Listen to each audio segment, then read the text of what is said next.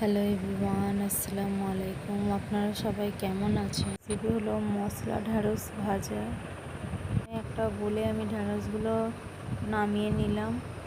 এবার এর মধ্যে একে একে মশলাগুলো সব অ্যাড করব। তো প্রথমে দেবো বেসন, 3 চামচ বেসন আছে, যার মধ্যে আমি 2.5 চামচ দিয়ে দিচ্ছি। এবার আমি এর মধ্যে হলুদ গুঁড়ো দিয়ে দেবো। এবার আমি এর মধ্যে ধনের গুঁড়ো দিয়ে দেব। একে একে সব মশলাগুলো আমি এর মধ্যে অ্যাড করব। তো ধনের গুঁড়োটা আমি দিয়ে দিলাম।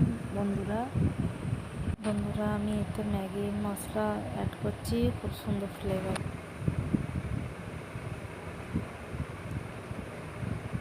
জিরে গুঁড়ো দিয়ে দিলাম,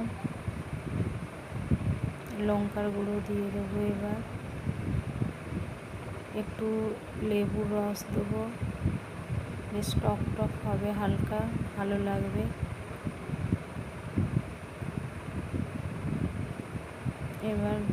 এবার এর মধ্যে ধনে পাতাটা দিয়ে দিলাম, একটু লবণ দিয়ে দিলাম স্বাদ অনুযায়ী।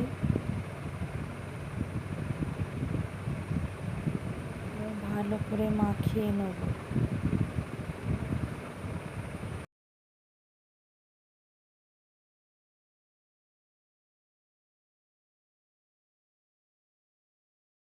ভালো করে মাখানোর জন্য একটু জল অ্যাড করব। তো দেখো বন্ধুরা, আমার মাখানো হয়ে গেছে ভালো করে। আমি চাপিয়ে দিয়েছি। এবার এর মধ্যে আমি তেল অ্যাড করব। তেল গরম হয়ে গেছে। এবার এর মধ্যে আমি ঢ্যাঁড়স মাখাটা দিয়ে দেবো, হালকা আছে এবার ফ্রাই করব।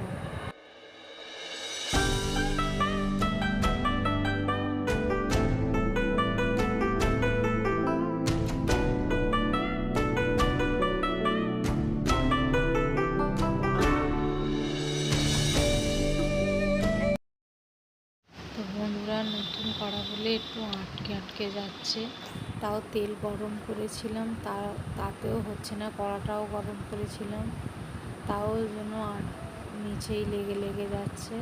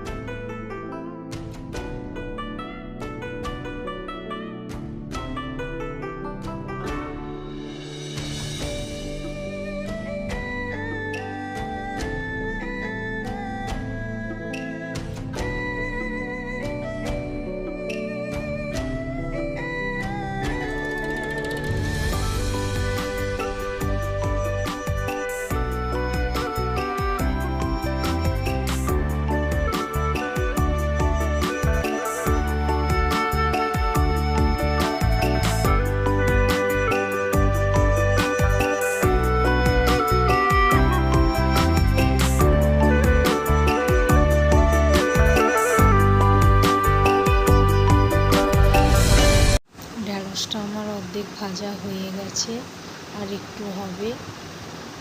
কালারটা দেখো বন্ধুরা, কত সুন্দর এসেছে। ঢ্যাঁড়স ভাজা রুটি দিয়ে, ভাতে আপনি দুরকমই খেতে পারবেন, আপনার যেটা পছন্দ লাগবে। তো তাড়াতাড়ি 5 মিনিটের মধ্যে আপনি বানিয়ে বাড়িতে সবাইকে সার্ভ করতে পারবেন।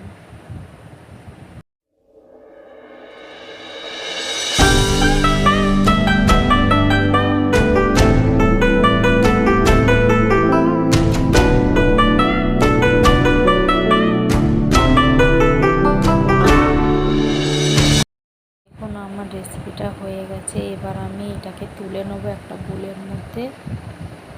তো এবার গরম গরম সার্ভ করুন, রুটিতে, ভাতে, খেয়ে বাড়ির লোকেদের মন জয় করে নিন। আশা করি ভিডিওটা আপনাকে ভালো লেগেছে। অবশ্যই জানাবেন ভিডিওটা কেমন হয়েছে।